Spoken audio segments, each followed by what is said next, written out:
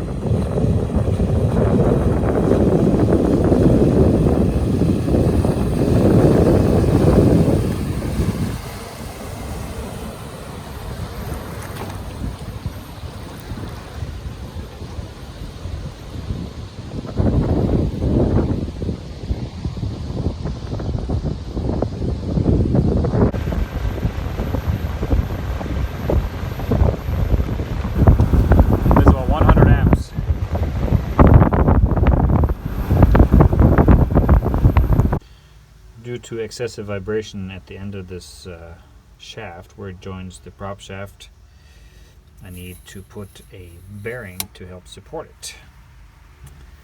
So I need to figure out how to secure that bearing. And the solution is to cut a piece of cardboard. Then I will transfer that into a 1.5 inch thick piece of wood, and that'll support the bearing. Here's the solution. Made a brace out of a 2x6, and as soon as I get the bearing block bolted down, hopefully that'll keep the shaft from wobbling and be smooth rotation.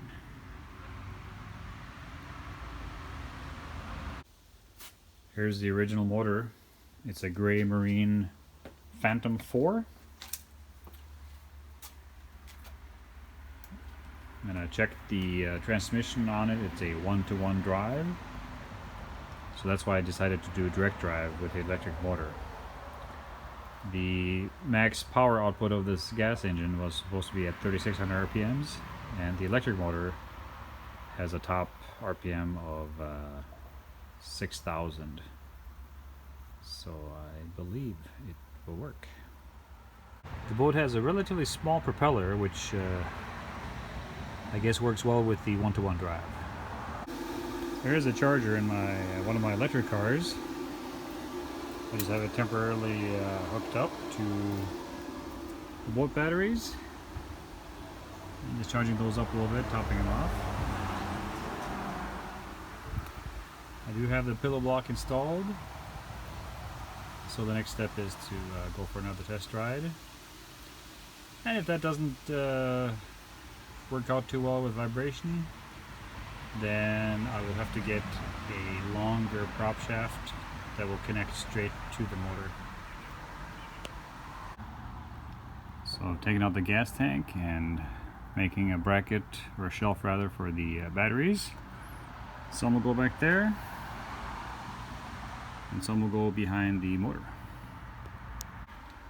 I got a little sidetracked with the steering box on the boat. There was so much slop in it, it was almost a half a turn before it turned the rudder. And all the slop was in the linkage up front. But putting it back together now, and it should be good.